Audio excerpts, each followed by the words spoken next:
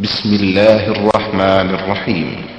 ومن أحسن قولا ممن دعا إلى الله وعمل صالحا وقال إنني من المسلمين. الحمد لله نحمده ونستعينه ونستغفره ونعوذ بالله من شرور أنفسنا ومن سيئات أعمالنا من يهده الله فلا مضل له ومن يضلل فلا هادي له وأشهد أن لا إله إلا الله وحده لا شريك له وأشهد أن محمدا عبده ورسوله. أما بعد فإن خير الحديث كتاب الله وخير الهدي هدي محمد صلى الله عليه وسلم وشر الأمور محدثاتها وكل محدثة بدعة وكل بدعة ضلالة وكل ضلالة في النار. رب اشرح لي صدري ويسر لي أمري واحلل عقدة من لساني يفقهوا قولي. رب أعوذ بك من همزات الشياطين وأعوذ بك رب أن يحضرون. بسم الله الرحمن الرحيم. عن أنس بن مالك رضي الله عنه قال فرضت على النبي صلى الله عليه وسلم الصلوات ليلة أسري به 50 ثم نقصت حتى جعلت 5 ثم نودي يا محمد إنه لا يبدل القول لدي وإن لك بهذه 55 وهو حدیث صحیح. سنن ترمذی اور اسی طرح پھر تفصیل صحیح بخاری اور صحیح مسلم میں نمازوں کی فرضیت کا ذکر آیا ہے کہ سارے اعمال نبی اکرم صلی اللہ علیہ وسلم پر تفصیل صحیح بخاری اور صحیح مسلم میں نمازوں کی فرضیت کا ذکر آیا ہے کہ سارے اعمال نبی اکرم صلی اللہ علیہ وسلم پر حضرت جبرائیل امین کے ذریعے دنیا میں فرض کیے گئے. اور نماز ایک ایسا عمل ہے کہ یہ دنیا میں حضرت جبرائیل امین کے ذریعے نہیں بلکہ اللہ رب العزت نے معراج کے موقع پر آسمانوں پر فرض کیے. نماز میں اور دیگر اعمال میں یہ فرق ہے کہ نماز اللہ رب العزت نے معراج کے موقع پر جب نبی اکرم صلی اللہ علیہ وسلم کو شرف ملاقات شرف ہم کلامی سے نوازا تو اس وقت نماز فرض کی گئی. حضرت انس بن مالک کی یہ مختصر روایت جو سنن ترمذی میں ہے یہ صحیح بخاری اور صحیح مسلم میں پوری تفصیل کے ساتھ موجود ہے جس میں معراج کا واقعہ بھی ذکر کیا گیا ہے.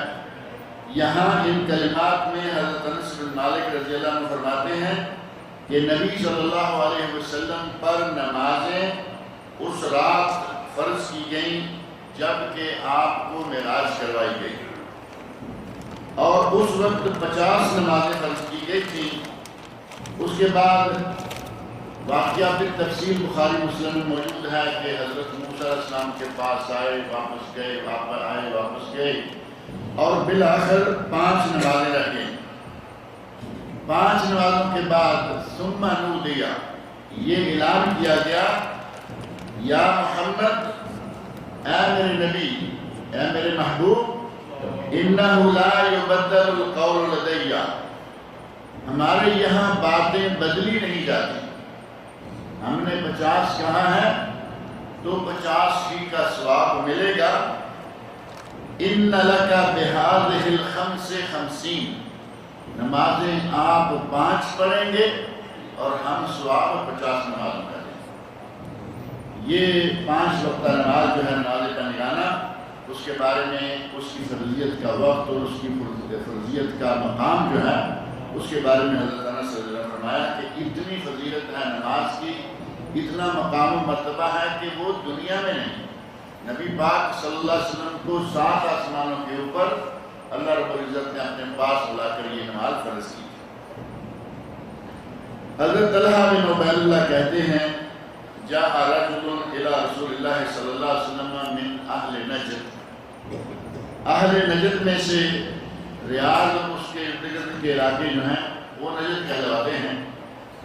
اہل نجد میں سے ایک آدمی نبی نبی اکرم صلی اللہ علیہ وسلم کی خدمت میں حاضر ہوئے، سائر الراس، ان کے سر کے بال پراگندہ تھے، بال بکھرے ہوئے ہیں۔ ریاض سے مدینہ کتنی دور کا علاقہ سفر ہے اور اس زمانے میں پیدل سفر تھا، بال بکھرے ہوئے تھے۔ یسمع دوی صوت، اس آدمی کی آواز ہم سنتے تھے، بدو تھا کسی علاقے کا، نجد کا، کہتے ہیں کہ ہم ان کی آواز سنتے تھے۔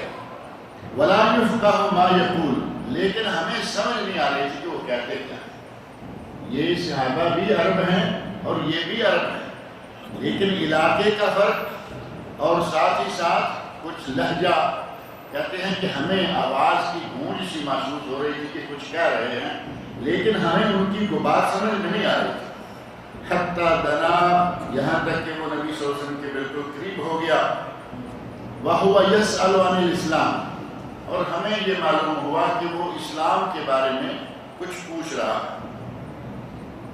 فقال رسول اللہ صلی اللہ علیہ وسلم، نبی اکرم صلی اللہ علیہ وسلم نے مخاطب ہو کر فرمایا، 5 صلوات فی اليوم واللیلہ، ایک دن اور ایک رات میں 5 نمازیں فرض ہیں۔ فقال هل علی غیرہا، اس نے پوچھا کہ کیا اس کے علاوہ بھی کوئی اور نماز بھی فرض ہے؟ تو نبی اکرم صلی اللہ علیہ وسلم نے ارشاد فرمایا، لا الا ان تطوع، فرض تو صرف یہ 5 ہی نمازیں ہیں، اس کے علاوہ اگر کچھ تم پڑھنا چاہو تو وہ نفل شمار ہوگی، فرض نہیں ہے۔ یہی وہ حدیث ہے معروف جو کہ صحیح بخاری اور صحیح مسلم میں ہے۔ اس حدیث کی بنیاد پر کہا جاتا ہے کہ 5 نمازیں فرض ہیں، ان کے علاوہ کوئی نماز فرض نہیں۔ بعض لوگوں نے، بعض اہل علم نے کہا کہ وتر جو ہے وہ واجب ہے، جبکہ واجب اور فرض ایک ہی معنوں میں ہوتا ہے۔ تو کہا گیا کہ جب اللہ کے نبی نے 5 نمازیں فرض قرار دی ہیں تو آپ وتر کو واجب کہنے والے کون ہوتے ہیں؟ وہ وتر کو واجب شمار کریں، فرض اور واجب تو وہ 6 نمازیں ہوں گی۔ لیکن اہل علم کے یہاں یہ تھوڑا سا فرق ہے، بعض نے کہا کہ واجب اور فرض ایک ہے، بلکہ 3 ائمہ اور ان کے ماننے والے وہ سارے کے سارے کہتے ہیں کہ فرض اور واجب ایک ہی معنی میں ہے، لیکن ایک امام جو ہیں ان کا اور ان کے ماننے والوں کا کہنا ہے کہ فرض اور سنت کے درمیان، فرض اور سنت مؤکدہ کے درمیان ایک درجہ ہے جس کو واجب کہا جاتا ہے۔ تو بہرحال 5 نمازیں فرض کی گئی اور وہ 5 ہی فرض ہیں، ان کے علاوہ دوسری نمازیں جو ہیں اس کے بارے میں کہا گیا الا ان تطوع، اگر آپ نفل پڑھیں تو جتنی نمازیں چاہیں پڑھیں۔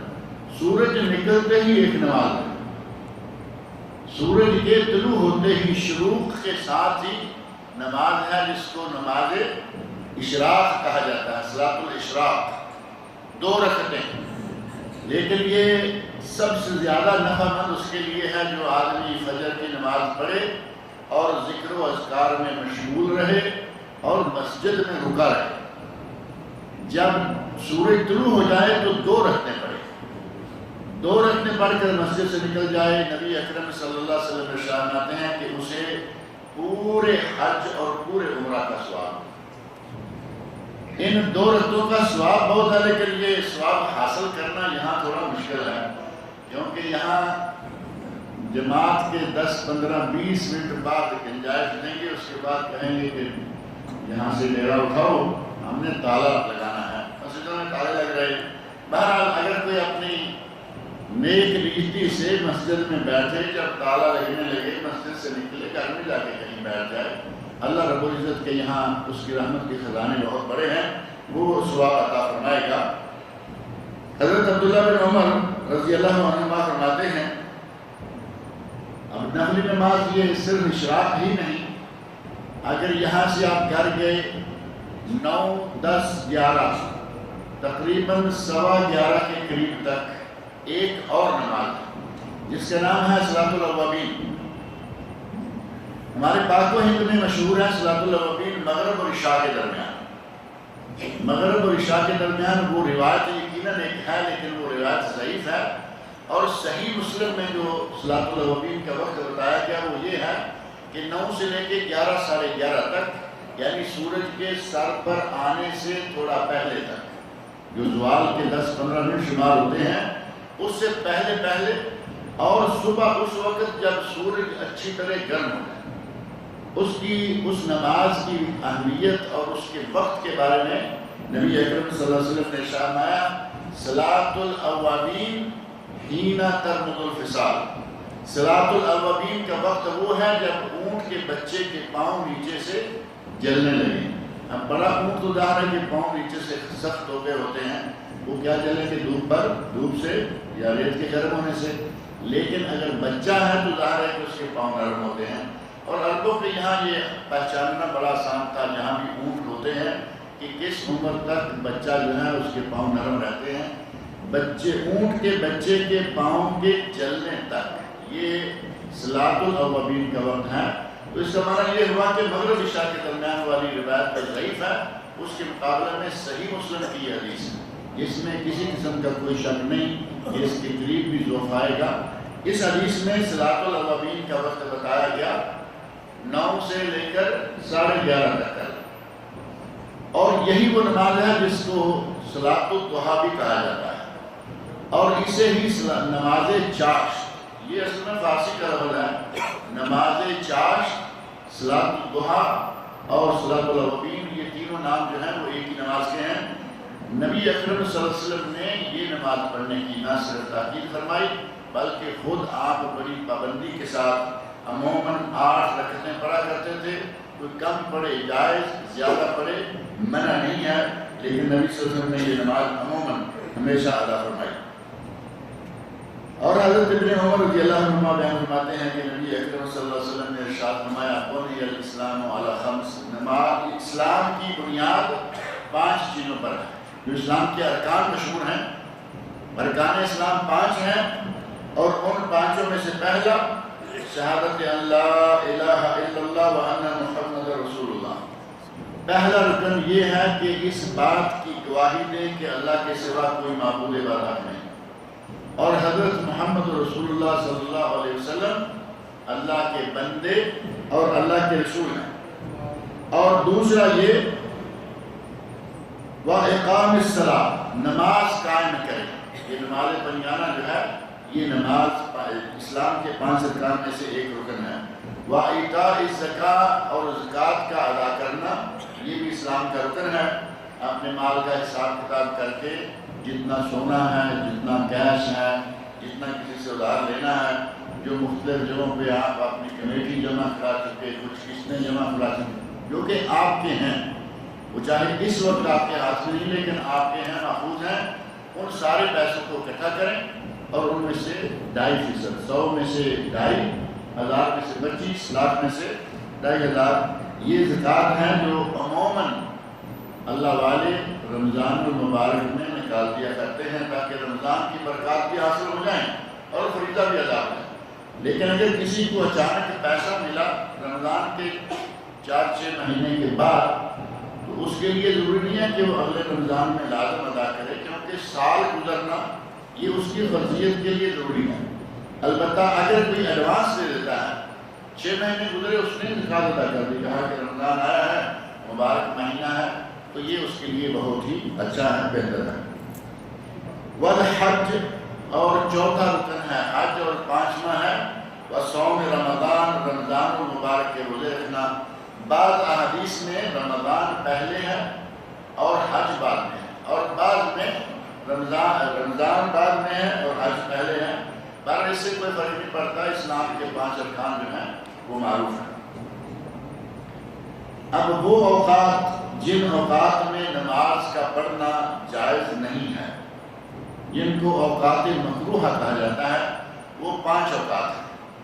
ان میں سے پہلا وقت ہے جس وقت سورج نکل رہا ہو، یعنی نہ نکلا ہو نہ ابھی فجر کا وقت باقی بچا ہو، جسے کہتے ہیں کہ ابھی سورج اندر باہر ہے، کچھ اندر ہے کچھ باہر ہے، نکل رہا ہے، ایک وقت یہ۔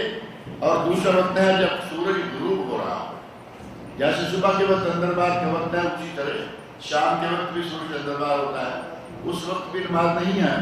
اور جب سورج عین سر پر، جس کو کہتے ہیں کہ ابھی سورج سر سے ڈھلا نہیں، زوال کا وقت جو ہے اس وقت یہ 15 منٹ کا تقریباً وقت شمار کیا اہل علم نے، علامہ محمد بن صالح العثیمین اور اسی طرح دیگر علماء نے کہا کہ زیادہ سے زیادہ 15 منٹ ہوتا ہے، 20 منٹ کر لیں احتیاطاً 25 منٹ کر لیں، لیکن زیادہ سے زیادہ زوال کا وقت جو ہے وہ 15 منٹ ہے۔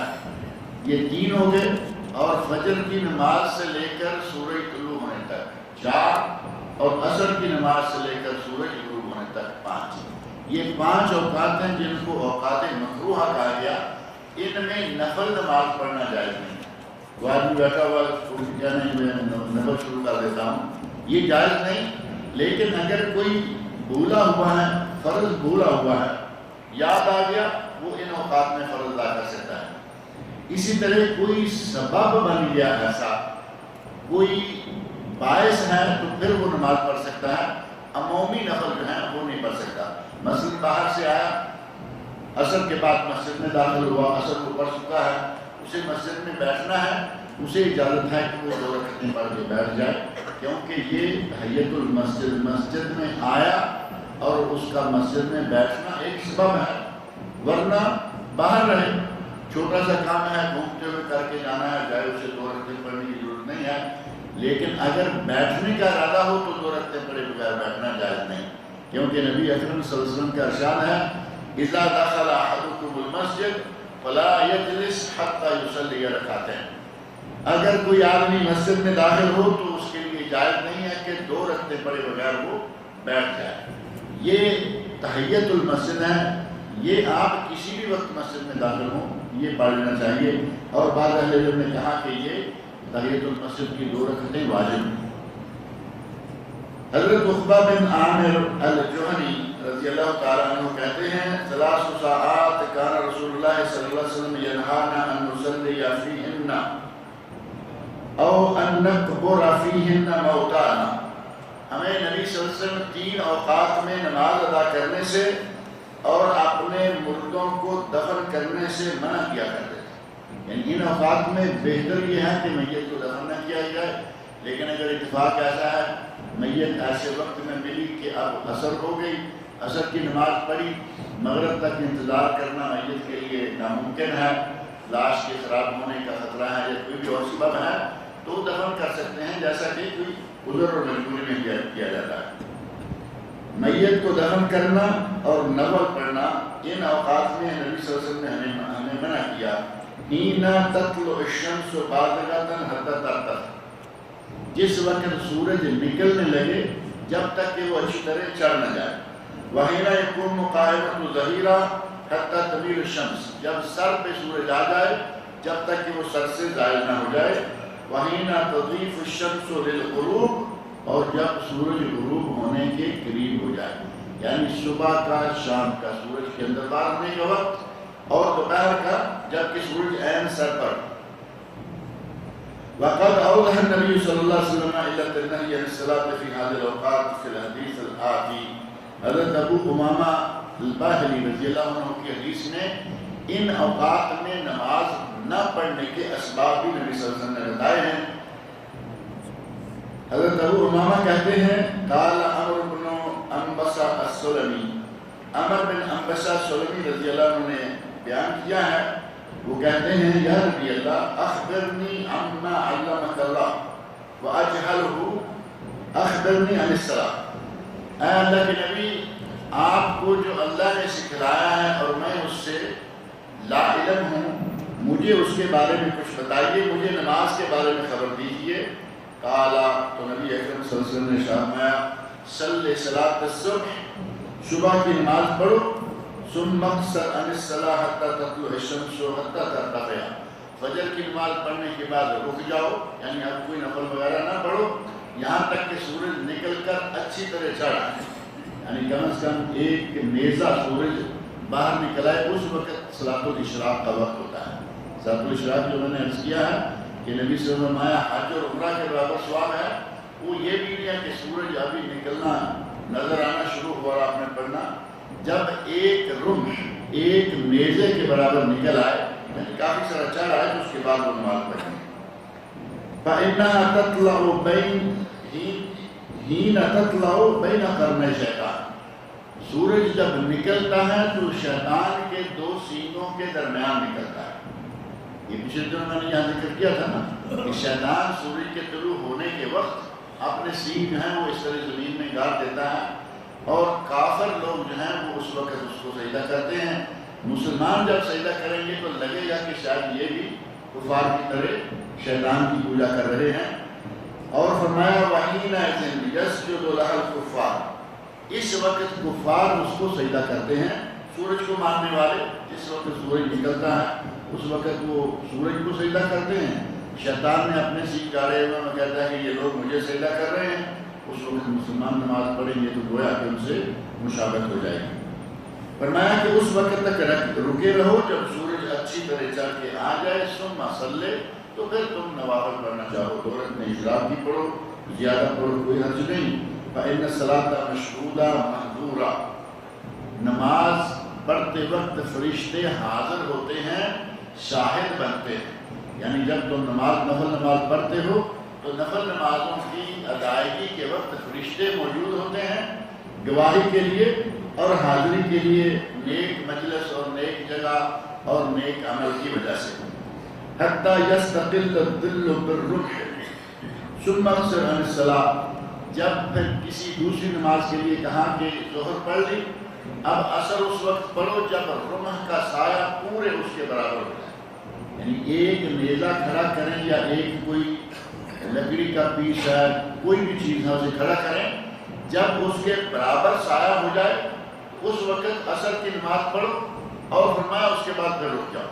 جیسے فجر پڑھ کے رک گئے جب تک سورج طلوع نہیں ہو گیا، اسی طرح عصر پڑھو اور اس کے بعد رک جاؤ.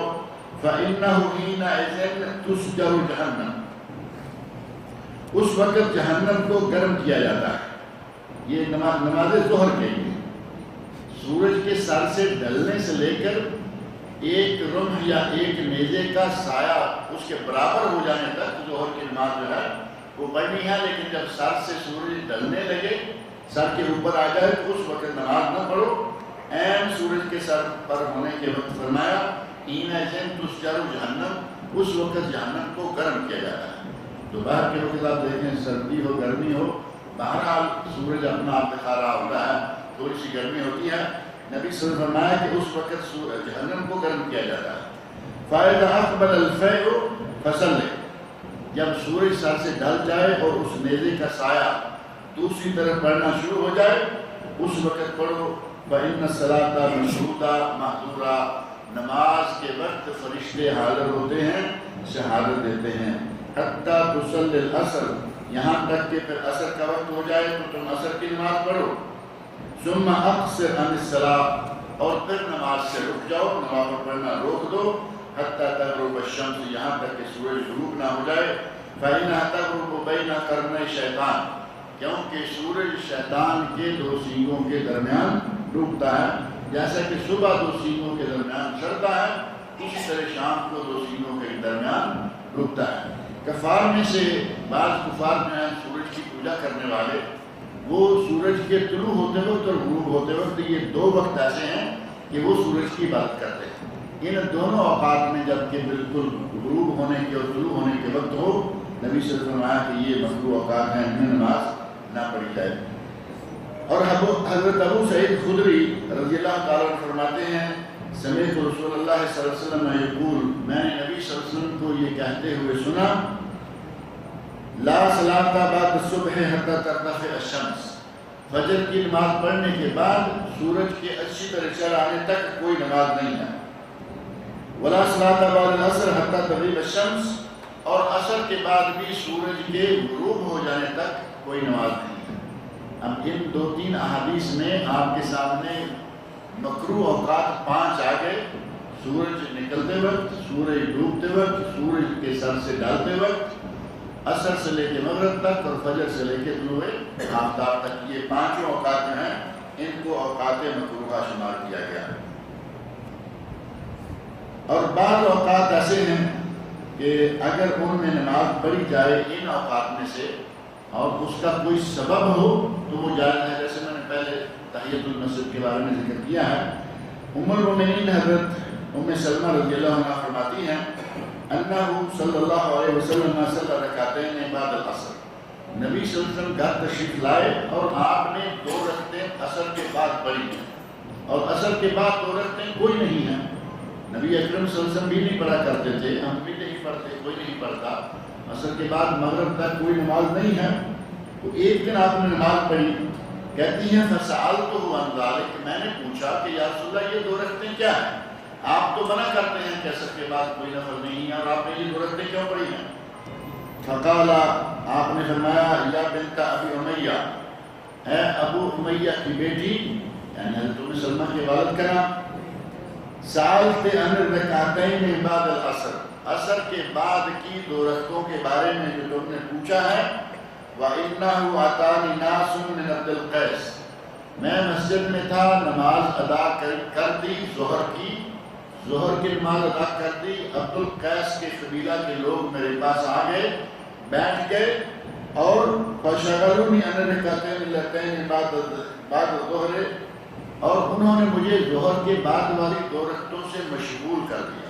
بیٹھے، فرضوں کے سلام پھیرنے کے بعد بات شروع ہوئی، بات چلتی رہی حتیٰ کہ عصر کی اذان کا وقت ہو گیا، عصر پڑھی، میں گھر میں آ گیا، فَهُمَا هَاتَانِ، اور وہ ظہر کی 2 رکعتیں جو میری رہ گئی تھی وہ میں نے اب پڑھی تھی۔ اس حدیث سے یہ بھی معلوم ہوا کہ اگر کسی کی ظہر کی نماز قضا ہو جائے تو اس کے لیے جائز ہے کہ وہ ظہر کی 2 رکعتیں جو ہیں وہ بھی پڑھ لیں، یعنی 4، ایک تو 4 فرض ہیں معروف ہیں، ان سے پہلے والی 4 رکعتیں 4 سنتیں پڑھے یا نہ پڑھے، لیکن بعد والی 2 پڑھ لے، کیونکہ وہ نبی صلی اللہ علیہ وسلم نے عصر کے بعد قضا کر کے بھی پڑھی ہیں، ادا کی ہیں۔ اور ایک نماز جو تحیت الوضو ہے وہ بھی ایک سببی نماز ہے، تحیت المسجد بھی سبب ہے، وضو کرنا بھی ایک سبب ہے۔ وضو آپ جب بھی کریں، کوئی بھی وقت ہو، اس کے بعد 2 رکعتیں پڑھنا چاہیں تو وہ جائز ہے، ان کے لیے کوئی وقت مکروہ نہیں ہے۔ اور اس کی دلیل حضرت بلال رضی اللہ عنہ کا وہ واقعہ ہے جس میں حضرت ابو ہریرہ رضی اللہ عنہ بیان فرماتے ہیں کہ نبی اکرم صلی اللہ علیہ وسلم نے حضرت بلال رضی اللہ عنہ سے مخاطب ہو کر فجر کی نماز پڑھی، اور صحابہ کی طرف جب منہ پھیرا تو حضرت بلال سے مخاطب ہو کر فرمایا یا بلال اخبرنی بارجع عمل عملتہ فی الاسلام، بلال مجھے اپنا وہ عمل بتاؤ جو مسلمان ہونے کے بعد تم نے کیا اور تمہیں سب سے زیادہ امید ہے کہ تمہارا وہ عمل اللہ کو بہت پسند ہے، ایسا کوئی عمل مجھے بتاؤ۔ تو حضرت فَإِنِّي سَمِعْتُ دُفَّنَ عَلَيْكَ بَيْنَ يَدَيَّ فِي الْجَنَّةِ، میں نے جنت میں تمہارے قدموں کی آہٹ اپنے آگے آگے سنی۔ نبی اکرم صلی اللہ علیہ وسلم نے فجر کے بعد پوچھا، اس سے اہل علم نے محدثین نے لکھا ہے کہ فجر کی نماز کے بعد آپ کا یہ پوچھنا اس بات کی ایک گواہی ہے، اس بات کی دلیل یا ثبوت ہے کہ یہ واقعہ معراج کا نہیں بلکہ یہ واقعہ خواب کا ہے۔ خواب میں نبی صلی اللہ علیہ وسلم نے جنت دیکھی، جنت کی سیر کی، آپ کے آگے قدموں کی آہٹ کی آواز، جیسے کوئی آدمی چل رہا ہے، کسی کے چلنے کی آہٹ سنی تو جبرائیل امین سے پوچھا کہ یہ کون ہے؟ تو حضرت جبرائیل نے فرمایا کہ اللہ کے رسول آپ کے غلام بلال رضی اللہ عنہ زمین پر چل رہے ہیں اور ان کے قدموں کی آہٹ اللہ جنت میں سنا رہا ہے۔ فرمایا کہ یہ بلال ہیں؟ قال ما عملت عملا ارجع عندي، اے اللہ کے رسول میں نے کوئی ایسا عمل نہیں کیا لیکن ایک کام ہے جو میرے نزدیک مجھے بڑی اللہ سے امید ہے کہ مجھے اس کا بہت اچھا بدلہ ملنے والا ہے، اور وہ کیا ہے؟ انی لم اتطہر طہورا فی ساعۃ من لیل او نہار، دن کا وقت ہو یا رات کا وقت ہو، میں جب بھی کبھی وضو کرتا، انی لم اتطہر، جب بھی میں وضو کرتا ہوں، الا صلیت بذلک الطہور ما کتب لی ان اصلی، تو میں اس طہور سے، اس طہارت سے، اس وضو سے وضو کرتے ہی نماز ضرور پڑھتا ہوں جتنی اللہ مجھے توفیق دے، یعنی کم از کم 2 رکعتیں، ظاہر کہ 1 رکعت تو ہوتی نہیں، وہ تو وتر کی ہے، وہ تو خاص ہے، اس کا وقت بھی خاص ہے، 2 ہیں کم از کم رکعتیں۔ کہتے ہیں کہ میں نماز ضرور پڑھتا ہوں اس وضو سے جتنی بھی اللہ توفیق دے، اور ظاہر ہے کہ یہ فرض نماز مراد نہیں ہو سکتی، یہ وہی دو رکھتے ہیں جو کہ تحیت الوضو کی ہیں. تو تحیت الوضو جب چاہیں پڑھیں، تحیت المسجد جب چاہیں پڑھیں. اگر کوئی نماز قضا ہو گئی ہے، بھول گئے ہیں آپ، جب وقت ملے پڑھ لیں، قضا ہو گئی جب آپ کو موقع ملے پڑھ لیں. ان کے لیے مکروہ اوقات کوئی نہیں ہے. اسی لیے حضرت انس بن مالک رضی اللہ عنہ فرماتے ہیں کہ نبی صلی اللہ علیہ وسلم نے ارشاد فرمایا من نسی صلاۃ او نام عنہا، جو کسی نماز کو بھول گیا یا کسی نماز سے سویا رہ گیا، فکفارتها ان یصلیها اذا ذکرها، تو اس نماز کا کفارہ یہ ہے کہ جب اسے وہ یاد آ جائے فوری طور پر وہ اس نماز کو پڑھ لے. بھول گیا تو یاد آتے ہی پڑھ لے، اور اگر کوئی سو گیا تو بیدار ہوتے ہی اس نماز کو ادا کر لے.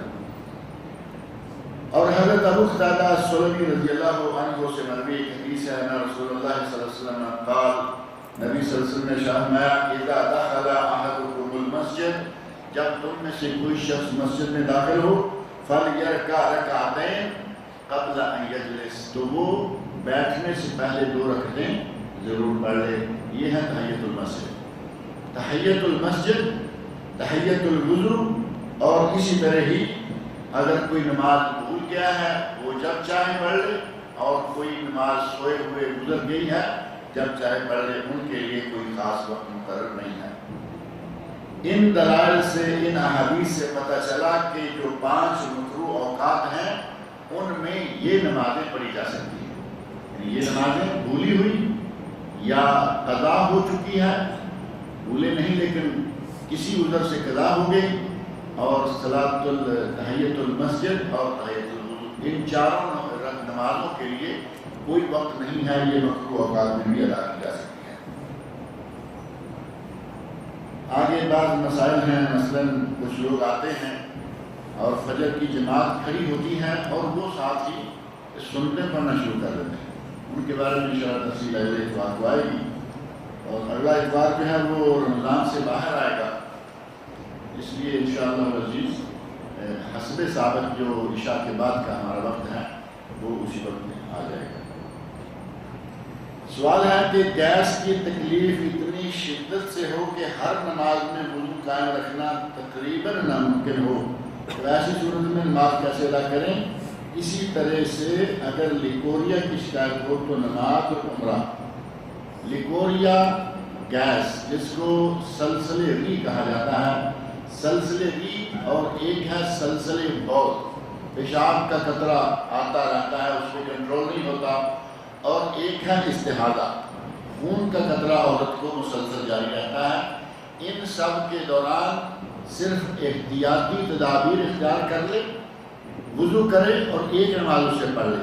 نماز کے دوران کتنی مرتبہ ہوا خارج ہوئی، کتنی مرتبہ پیشاب کا قطرہ خارج ہوا، کتنی مرتبہ خون کا قطرہ خارج ہوا، اب اس کی کوئی پریشانی والی بات نہیں ہے، کیونکہ مستحاضہ کو نبی اکرم صلی اللہ علیہ وسلم نے حکم فرمایا کہ وہ ایک نماز ایک وضو سے صرف ایک نماز ادا کرے، بلکہ فرمایا کہ چاہیے یہ کہ ظہر اور عصر جمع کرے اور غسل کر کے نماز پڑھے، مغرب اور عشاء جمع کرے اور غسل کر کے نماز پڑھے، اور فجر ظہر کی جمع کسی کے ساتھ نہیں ہوتی، اس کے لیے روزانہ 3 مرتبہ غسل کر کے نماز پڑھے.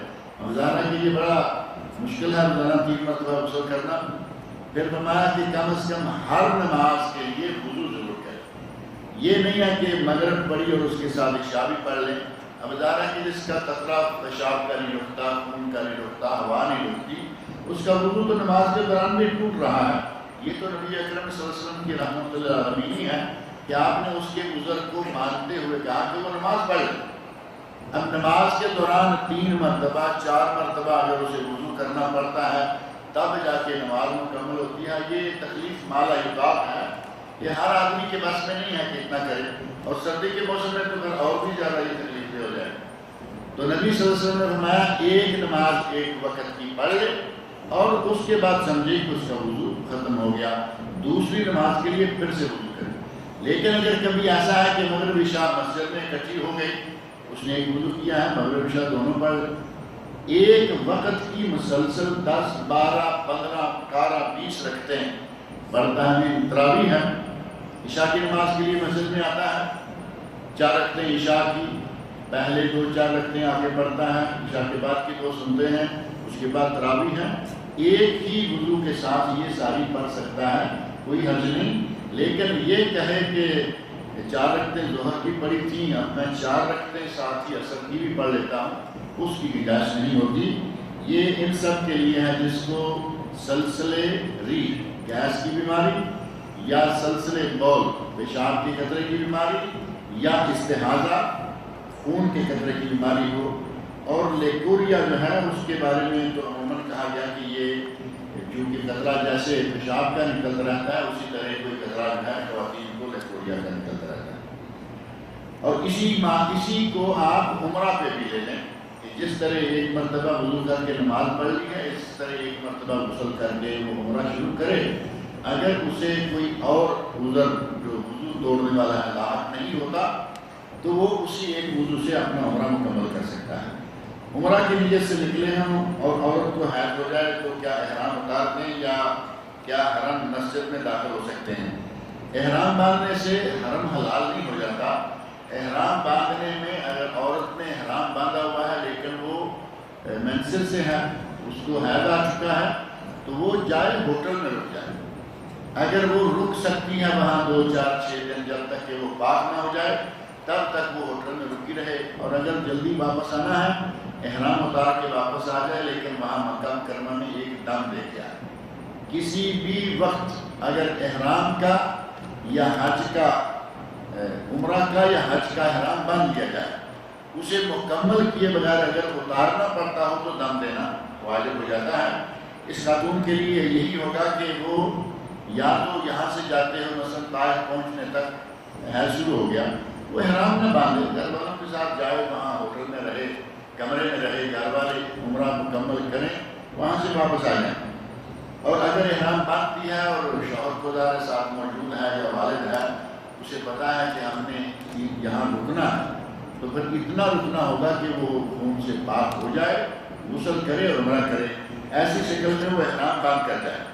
اور اگر احرام نہیں باندھتی، پروگرام نہیں ہے کہ کینسل کر دیتے ہیں، مکہ میں گئے، نکلنے سے پہلے وہ اتفاقیہ کسی بھی طرح سے عورت پاک ہو گئی، تو وہ وہیں سے نیت کر لے کہ ٹھیک ہے اللہ نے مجھے موقع دے دیا ہے، وہیں سے احرام باندھے اور عمرہ کر لے۔ اس کا اس شکل میں وہاں سے عمرہ کا احرام باندھنا جائز ہوگا، کیونکہ میقات سے گزرتے وقت اس کی عمرہ کی نیت نہیں تھی۔ اسی طرح کوئی ڈرائیور ہے، کسی سواری کو لے کر گیا، کوئی آدمی ہے کسی کام سے جدہ مکہ گیا اور معلوم ہے کہ ہم عمرہ نہیں کر پائیں گے، لہٰذا ہم جاتے ہیں اپنا کام کریں گے، آ جائیں گے۔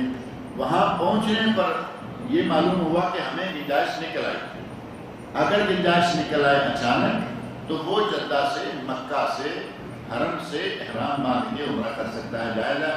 لیکن اگر نیت ہو کہ عمرہ کر کے آئیں گے، پھر کہیں کہ نہیں پہلے جا کے 1-2 دن جدہ میں رک لیں گے، ریسٹ کر لیں گے، پھر آئیں گے اور عمرہ کریں گے اور جدہ سے احرام باندھیں گے، یہ ناجائز۔ اس پر دم واجب آ جائے گا، کیونکہ جدہ میں ریسٹ کرنا ہے تو پھر دم بھی دینا کوئی اتنا بڑا کام تو نہیں ہے نا۔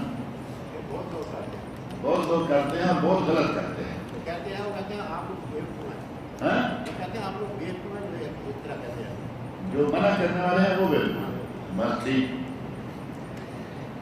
اللہ تعالیٰ رحم کرے، اگر میقات سے گزرتے ہوئے نیت ہے عمرہ کرنے کی، اس کو اجازت ہی نہیں ہے کہ وہ بغیر احرام کے اندر داخل ہو۔ اندر جا کے آرام کرے، 1 دن کرے، 2 دن کرے، مجبوری ہے 3 دن کرے، جب مجبوری زائل ہوگی تب وہ جا کے حرم میں طواف شروع کرے اور عمرہ مکمل کرے۔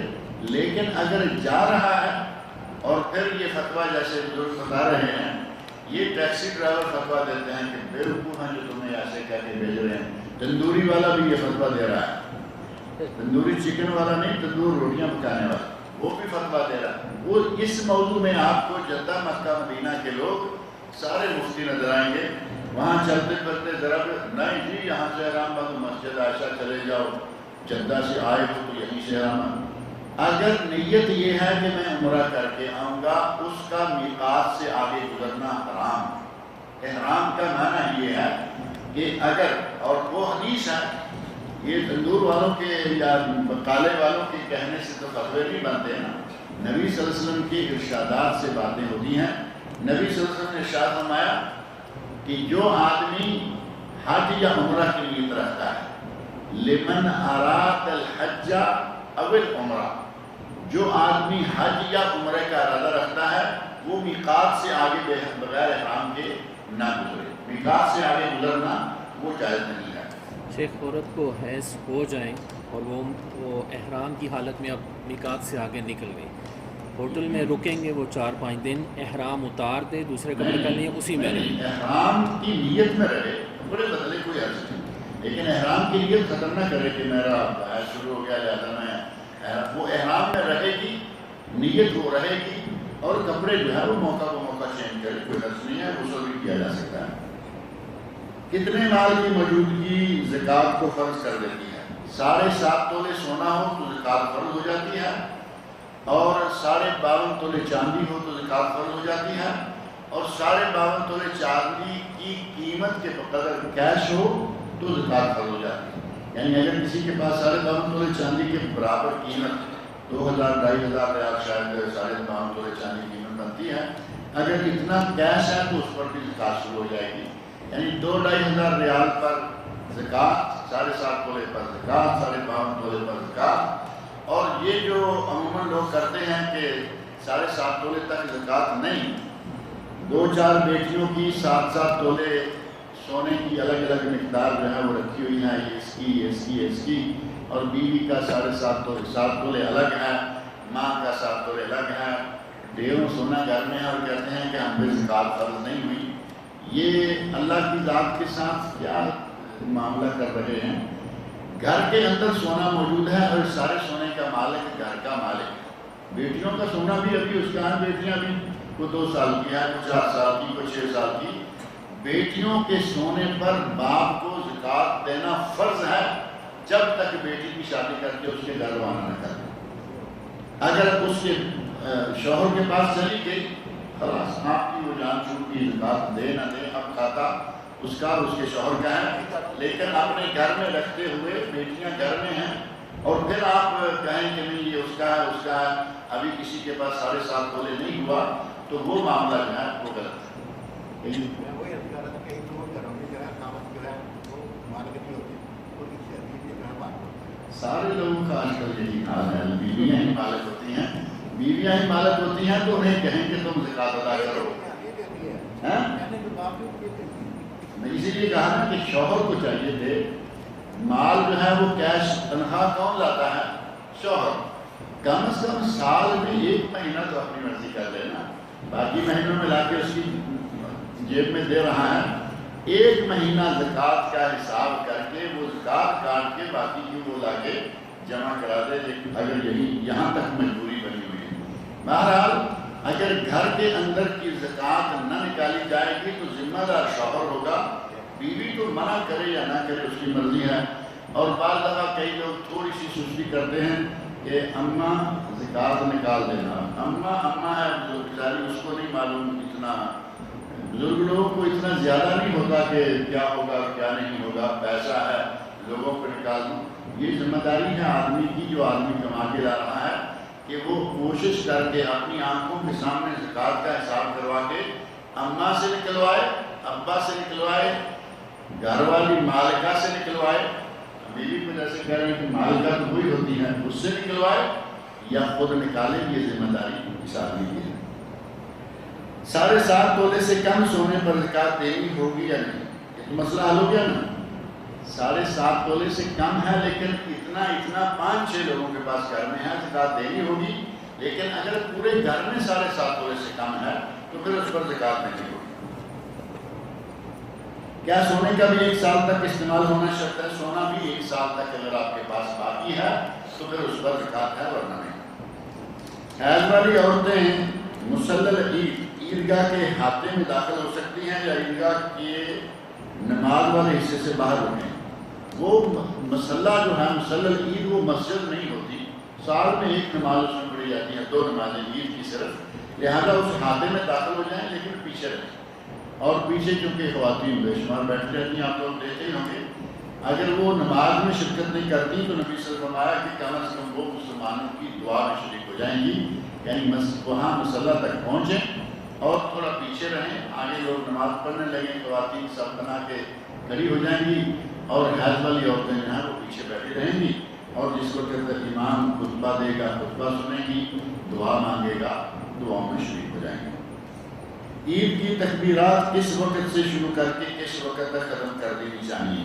چاند نکلنے سے لے کر عید الفطر کی نماز پڑھنے تک، چاند نکلنے سے لے کر آپ تکبیرات کہہ رہے ہیں اور عیدگاہ کی طرف چل دیے اور عیدگاہ میں جا کے آپ نے نماز پڑھی اور اس کے ساتھ ہی سلسلہ تکبیرات کا جو ہے وہ ختم ہو جائے گا۔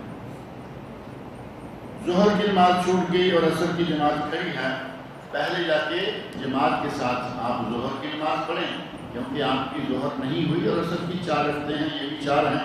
پہلے جا کے آپ نیت یہ کریں کہ میں ظہر ادا کرنے لگا ہوں، جس وقت امام سلام پھیریں اور اٹھ کے آپ اپنی عصر کی نماز پڑھیں تاکہ ترتیب بھی قائم رہے۔